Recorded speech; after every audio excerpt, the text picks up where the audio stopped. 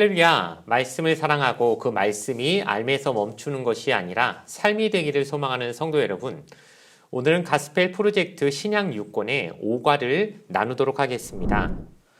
5과의 제목은 바울이 감옥에서도 그리스도를 영화롭게 하다입니다. 사도 바울은 에바브라를 통해 이단의 가르침이 교회 안에 퍼지고 있다는 소식을 듣고 골로새 교회에 편지를 썼습니다. 그는 편지에서 예수 그리스도의 인격과 사역에 대해 말하고 있습니다. 그리스도의 십자가는 단지 이론의 차원이 아니라 하나님의 치유와 화해가 일어나는 구체적 삶과 생생한 현실 속에서 받아들여져야 합니다. 본가를 통해 우리도 십자가를 통해 아버지와 만물과 또 서로에게 화목하게 하시는 그리스도의 사역을 경험할 수 있게 되기를 간절히 소원합니다. 첫 번째로 살펴볼 세션 포인트는 만물의 으뜸이신 그리스도께서 우리를 만물과 화목하게 하십니다. 입니다. 본문인 골로새서 1장 15절에서 20절까지 말씀 중에 15절, 17, 18, 19, 20절을 제가 읽어드리겠습니다. 그는 보이지 아니하시는 하나님의 형상이시요 모든 피조물보다 먼저 나신 이시니 또한 그가 만물보다 먼저 계시고 만물이 그 안에 함께 섰느니라. 그는 몸인 교회의 머리시라. 그가 근본이시요 죽은 자들 가운데서 먼저 나신 이시니 이는 친히 만물의 으뜸이 되려 하심이요 아버지께서는 모든 충만으로 예수 안에 거하게 하시고 그의 십자가의 피로 화평을 이루사 만물 곧 땅에 있는 것들이나 하늘에 있는 것들이 그로 말미암아 자기와 화목하게 되기를 기뻐하심이라. 그리스도께서 세상을 창조하고 유지하신다는 사실은 그리스도께서 우리 삶의 왕이라고 하는 고백과 같습니다. 이 고백이 있어야 우리는 하나님 나라 백성으로 살아갈 수 있게 됩니다. 그리고 삶의 어려움이나 한계를 만날 때마다 포기하거나 낭망하지 않고 그분의 도우심을 간절히 구할 수 있게 됩니다. 이러한 고백을 거스르는 것은 하나님 나라를 부정하거나 또한 파괴하는 시도라고 말할 수 있을 것입니다. 사탄의 세력은 인간이 자유의지를 그릇되게 사용하는 것을 우리 삶의 고난으로 가져다 줍니다. 피조세계의 파괴로 인한 고난이 있을 수도 있고 또 하나님의 훈련과 연단으로서의 고난도 있을 수 있습니다. 그러기에 중요한 것은 모든 것이 합력하여 선을 이룬다는 것을 믿어야 된다는 것입니다. 주님은 부활을 통해 모든 것을 새롭게 하시는 회복의 주님이심을 우리에게 보여주고 계십니다. 그렇기 때문에 이런 생각이 우리가 살아가는 이 모든 피조 세계 속에 일어나는 모든 일에 대한 회복을 구하며 기대하고 기도할 수 있게 하는 것입니다.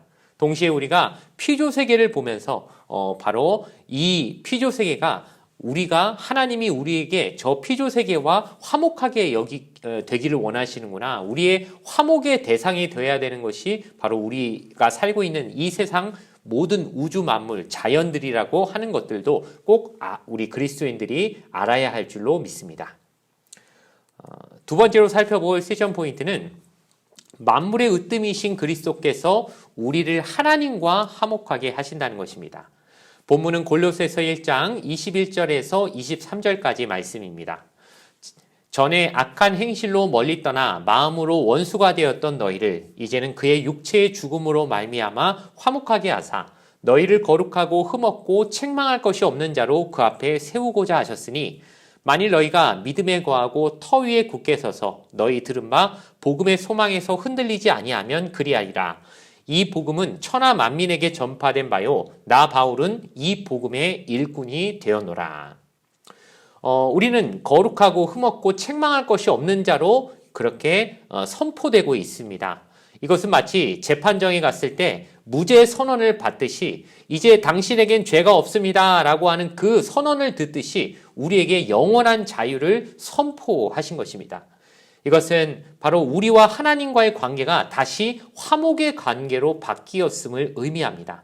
우리는 원래 죄인이었지만 그리하여 하나님을 가까이 할 수 없는 하나님의 자녀가 감히 될 수 없는 사람들이었지만 죄라는 것이 없어지고 나니까 중간에 그 죄로 인한 처벌이 사라지고 나니까 이제 다시 하나님과 우리의 관계가 화목의 관계가 될 수 있다는 것이죠.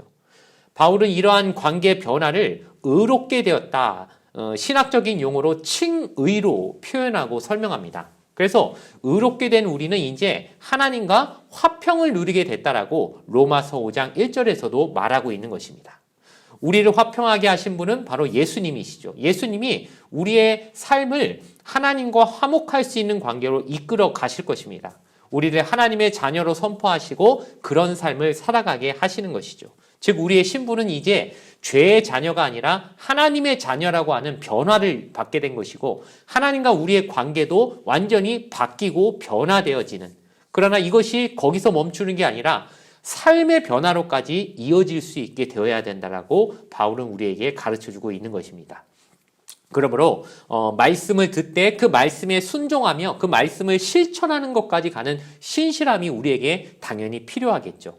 믿음을 뜻하는 헬라어 원어는 신실함이라는 말로 또 번역될 수 있습니다. 즉 믿음이란 것은 그저 알미나 지식, 이론에 머무는 것이 아니라 신실한 삶으로서 나타날 때만 그것이 진짜 믿음이 된다는 사실을 꼭 기억하시는 여러분 되길 바랍니다.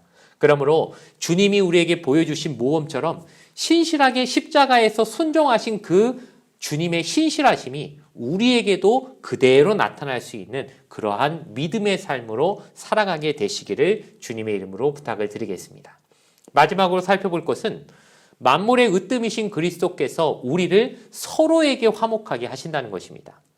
골로새서 1장 24절에서 2장 3절까지 말씀인데 여기는 1장 26절부터 29절까지 말씀을 제가 읽어드리겠습니다. 이 비밀은 만세와 만대로부터 감추어졌던 것인데 이제는 그의 성도들에게 나타났고 하나님이 그들로 하여금 이 비밀의 영광이 이방인 가운데 얼마나 풍성한지를 알게 하려 하심이라. 이 비밀은 너희 안에 계신 그리스도시니 곧 영광의 소망이니라. 우리가 그를 전파하여 각 사람을 권하고 모든 지혜로 각 사람을 가르침은 각 사람을 그리스도 안에서 완전한 자로 세우려 함이니 이를 위하여 나도 내 속에서 능력으로 역사하시는 이의 역사를 따라 힘을 다하여 수고하노라. 십자가의 상징적 의미는 우리가 십자가를 보면 이렇게 수평과 수직이 만나는 그런 모양을 가진 것처럼 바로 두 가지의 관계를 상징적으로 의미한다고 할 수 있습니다. 하나는 수평적인 관계이고 하나는 수직적인 관계이죠. 그런데 수직적인 관계는 우리와 하나님과의 관계이고 그렇다면 또 다른 수평적인 관계는 무엇이겠습니까? 나와 다른 사람, 즉 이웃과의 관계 역시 화목으로 연결시켜주는 것이 십자가의 의미라는 것입니다. 그러므로 우리가 사랑을 행할 때 성도나 교회는 예수님을 세상에 보여줄 수 있는, 즉 교회가 예수님의 사랑을 수평적으로 우리 이웃과 세상을 향해 보여줄 수 있어야 된다고 우리에게 말하고 있는 것입니다. 화목하게 하시는 주님의 십자가 아래서 서로가 화목을 이루는 것이 예수님의 몸된 교회가 가져야 될 마땅한 모습임을 꼭 기억하시기 바랍니다.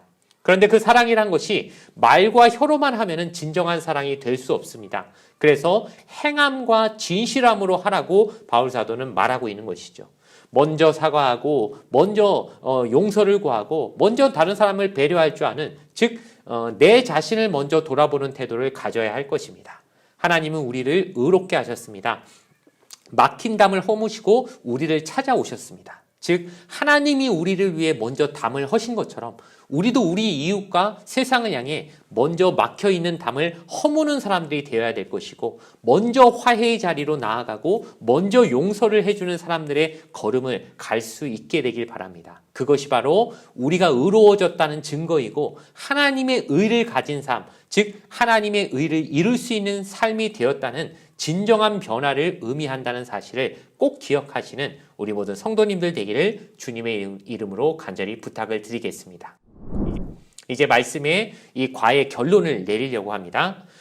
십자가에 비친 우리에게 위로는 그리스도를, 또 아래로는 믿음의 터를, 바깥쪽으로는 다른 이를 향한 사랑을 보게 합니다. 즉 십자가는 세 가지 방향을 가리키고 있다고 우리에게 말해줍니다. 위로 예수님을, 그리고 아래로는 우리의 믿음, 그리고 바깥쪽으로는 다른 사람을 향할 수 있는. 그렇기 때문에 이 세 가지 중에 한 가지라도 결핍되면 온전한 십자가가 될 수 없다는 것을 우린 기억해야 할 것입니다. 그러니 이 세 가지를 잘 생각하며 온 세상을 향해 그 그리스도의 완전한 구원, 온전한 구원을 선포할 수 있는 저희가 될 수 있도록 항상 어느 방향으로도 모자라지 않는 균형 잡힌 신앙을 살아가는 우리 모든 성도들 되어지기를 주의 이름으로 부탁을 드리겠습니다.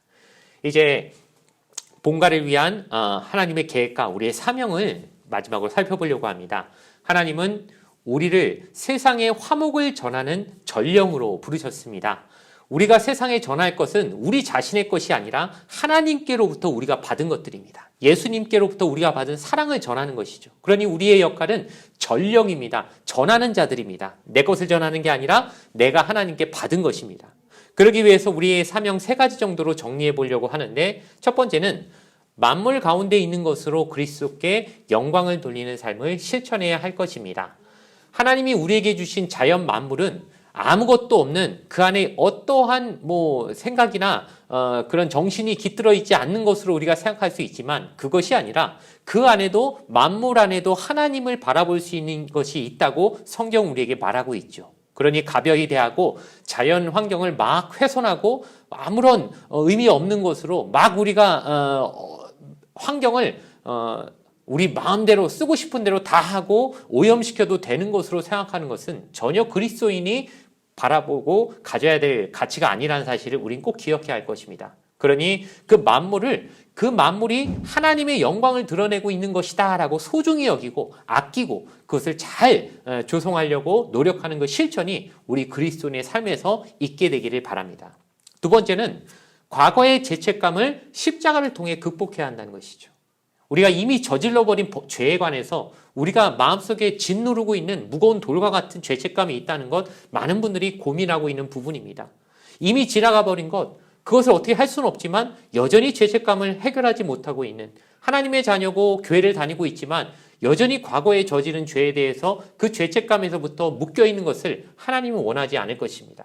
그런데 그 죄책감이 어떻게 해야 극복됩니까? 내 힘으로는 결국 될 수 없다는 걸 우리가 다 인정할 수밖에 없고, 결국 하나님이 용서해 주셨음을 믿어야 되는데 가장 확실한 증거는 역시 십자가라는 것이죠. 십자가를 바라볼 때, 그래, 나는 그 죄를 온전히 해결할 만큼 착하게 살지도 않았고 그 죄라는 것이 내 힘으로 완전히 없어질 만큼 내가 어떤 의로운 행위를 해서 될 수 있는 건 아니라는 걸 우리가 다 인정하지만, 십자가 안에는 하나님의 아들이 나를 위해 죽으셨고 그 희생을 하셨기 때문에 나는 어림도 없지만 그 귀한 분의 희생이라면은 내 죄도 분명히 사라졌겠구나라고 하는 그 마음, 확신을 우리가 비로소 얻을 수 있다는 것입니다. 많은 죄책감으로부터 고민하고 있는 많은 신앙인들이 이 십자가를 통해 그 죄책감에서부터 극복되어져야 할 줄로 믿습니다.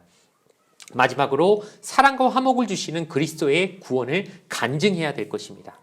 우리가 우리 자신만 하나님으로부터 받은 것을 내 안에만 머물려고 하나님 우리를 부르시지 않았다는 것을 우린 꼭 기억해야 할 것입니다. 우리의 사명은 하나님께 받은 것을 모르는 사람들에게 전해야 되는 전령이라는 사실을 우린 꼭 기억하면서, 우리의 입술을 열어 제일 우리가 많이 해야 되는 말은 내 자랑도 아니고 내 어떤 육적인 쾌락을 위한 어떤 그런 말들이 아니고, 가장 많이 해야 될 말은 역시 나에게 사랑과 화목을 주신 그리스도의 은혜가 안에서 제일 많이 입술로 말하게 되는 우리 모든 삶이 되어지기를 주님의 이름으로 간절히 부탁을 드리겠습니다.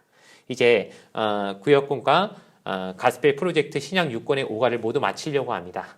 잠시 기도드리겠습니다. 좋으신 아버지 하나님 감사합니다. 하나님, 이 과를 준비하면서 예수님이 우리를 위해서 죽어주신 그 십자가의 의미를 다시 한번 깨닫게 하시니 감사합니다. 위로 하나님과의 관계가 화목하게 되었고, 또 우리를 둘러싸고 있는 자연 만물과의 관계도 화목하게 되었을 뿐만 아니라 우리가 같은 동시대를 살고 있는 우리 주변에 믿지 않는 이웃들과의 관계도 역시 화목하게 하신 하나님의 그 능력이 십자가 속에 있다는 사실을 우리가 기억하게 하여 주시었고, 그 십자가를 붙들고 내 능력으로 할 수 없는 그 모든 것들을 할 수 있게 하신 하나님의 놀라운 그 능력을 찬양하며, 그 능력을 주변 사람들에게 알리는데 우리의 삶을 온전히 쓰며 살 수 있도록 주님께서 우리의 삶을 인도하여 주시옵소서. 감사드리며 예수님의 이름으로 간절히 기도드렸습니다. 아멘. 이렇게 같이 시청을 해주셔서 너무 감사합니다.